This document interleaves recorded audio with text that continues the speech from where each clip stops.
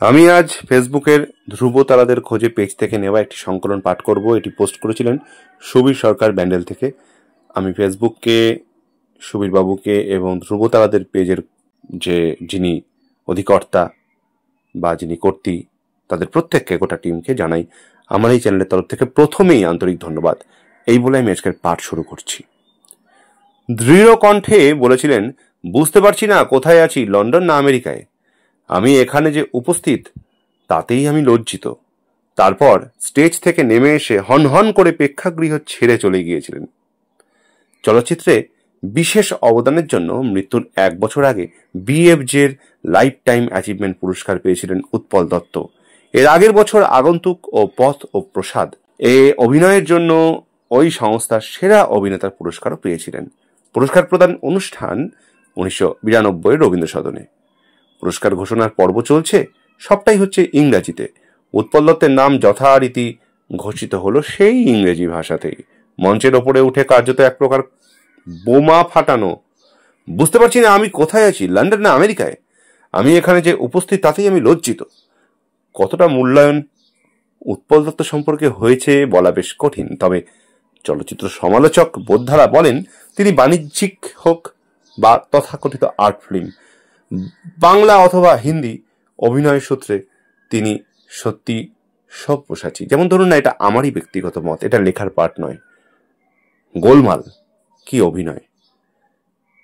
তারপরে বাণিজ্যিক ফিল্ম শক্তি সামন্তর সেই সময়কার সব থেকে বড় হিট যদি ধরি উত্তম কুমারের ক্ষেত্রে, সেটা হচ্ছে একটা কিংবদন্তি ফিল্ম। কিংবদন্তি নাম আর বলার দরকার নেই।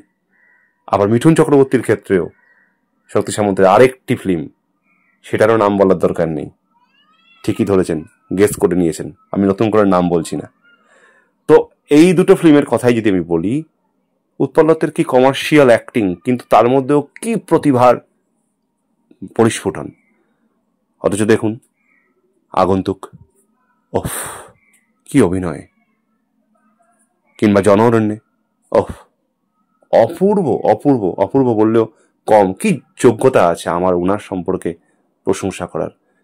আমি শুধু উনার অভিনয় দেখে ভাবে বিভোর হতে পারি, মোহিত হতে পারি। যাই হোক, ফিরে আসি আবার মূল প্রতিবেদনে। অগাধ পাণ্ডিত্যের অধিকারী, জীবনের জেগে থাকার সময়ের যে কোনো মুহূর্তে বই ছিল চিরসঙ্গী। শুটিং করেছেন, সেখানেও বই। শর্ট রেডি হলে বইটা কিছুক্ষণের জন্য বন্ধ করে পরিচালকের নির্দেশ মতো অনবদ্য অভিনয়, প্রায় সিঙ্গেল টেক আর ওকে। শিল্পের প্রতি দায়বদ্ধ এক মানুষ যখন 18 বছর, তখন পেশাদার অভিনেতা হিসেবে কাজ করা শুরু। সেন্ট জেভিয়ার্স কলেজে পড়ার সময় তৈরি করেছিলেন দ্য শেক্সপিয়ারেন্স। অভিনয় করেছিলেন ইংরেজি নাটক রিচার্ড দ্য থার্ড। শেক্সপিয়ার বা ইংরেজি ভাষা যদি হয়, তার শ্বাস প্রশ্বাস তবে বাংলা ভাষা, আর বাংলার প্রতি ছিল অদম্য টান।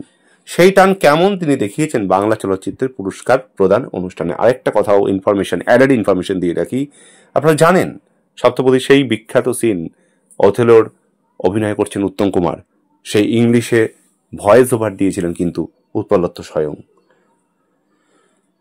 আসি আবার ফিরে।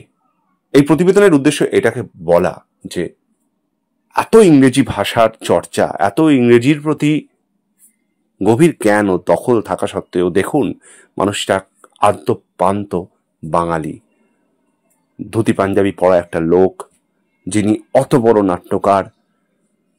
আবার দেখুন তিনি কিন্তু এত ইংরেজিতে সাবলীল হলেও যখন তাকে পুরস্কারের মঞ্চে ইংরেজিতে নাম ডিক্লারেশন দেওয়া হচ্ছে, তখন কিন্তু তিনি তীব্র প্রতিবাদ জানান, বলেন এটা বাংলার অনুষ্ঠান, এটা বাঙালিদের অনুষ্ঠান। আমি আমার নামটা বাংলায় এক্সপেক্ট করি, কেন ইংরেজিতে বলা হবে এখানে? আমি লজ্জিত ফিল করছি। আসি আবার মূল প্রতিবেদনে। গণনাট্য সংঘের কলকাতা শাখায় যোগ দিয়ে প্রথম বাংলা নাটক অভিনয় ভাগ বন্দরে। পরে ম্যাকবেথ বাংলায় অভিনয় করেন। আমৃত্য ইংরেজি ভাষা চর্চা করেছেন, তেমনভাবে বাংলা ভাষার জন্য হৃদয় ও আবেগের টান অনুভব করেছেন। শেক্সপিয়ারকে নিয়েই তিনি বই লিখেছেন বাংলা ভাষায়। সত্যজিৎ রায়ের মতো প্রবাদ প্রতিম চলচ্চিত্র পরিচালকের অভিমত, উত্তম কুমার ছাড়া নায়ক ছবি করা সম্ভব হতো না। তেমন উৎপল দত্তের অভিনীত প্রথম ছবি, মানে প্রথম হিন্দি ছবি, ভুবন সোম চরিত্রে তিনি ছাড়া অন্য কোনো বিকল্প ভাবা যায় না। কিংবদন্তি সত্যজিৎ রায় তার 21 নম্বর ছবিতে প্রথম উৎপল দত্তকে সুযোগ দিলেন। একটু আগে তার নাম উল্লেখ করেছি, 1976 সালে মুক্তিপ্রাপ্ত ছবি জন অরণ্যে। আমার একটা প্রিয় চরিত্রের নাম বলবো এবার।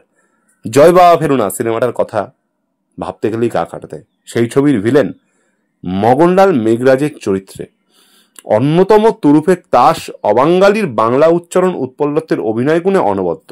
আবার হীরক রাজার দেশে, সেখানে উৎপল দত্ত স্বয়ং হীরক রাজা। ওরে বাবারে, কি পাঠ করবো বলুন। ও লোক আর হবে না, বুঝলেন, ও লোক আর হবে না। আগন্তুকে তিনি কেমন অভিনয় করেছেন সে কথা আগে উল্লেখ করেছি, আবারও বলবো, বাংলা চলচ্চিত্র নিয়ে আলোচনা করতে গেলে উল্লেখ করতেই হবে।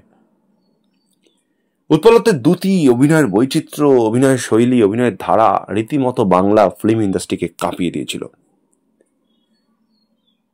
যত বলি তত উৎপল দত্তের সম্পর্কে কম বলা হবে।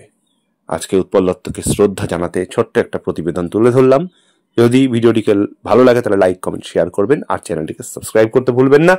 আর এরকম রোজ ভিডিও জানেন তো নিয়ম করে আসে, একদিনও বাদ যায় না, just not for a single day, একদিনও বাদ যায় না।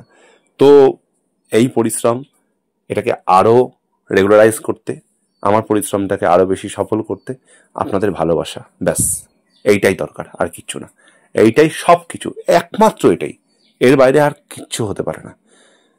তো আপনাদের ভালো লাগানোর উদ্দেশ্যে, আপনাদের এন্টারটেনমেন্ট দেওয়ার উদ্দেশ্যই একমাত্র এই এন্টারটেনার রনি চ্যানেলের কাজ। সেই জন্যই রেগুলার ইনফরমেটিভ ভিডিওগুলো বানানো। সো প্লিজ চ্যানেলটির সঙ্গে জুড়ে থাকুন, বরাবরের মতো ভালোবাসা দিয়ে যান, আর রোজ ভিডিও নোটিফিকেশন আপডেটস পেতে বেল বাটনটি আপনি প্লিজ আপনার ওই মোবাইল ফোনে অন করে রাখুন।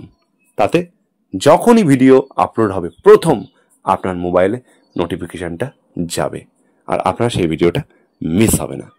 নমস্কার।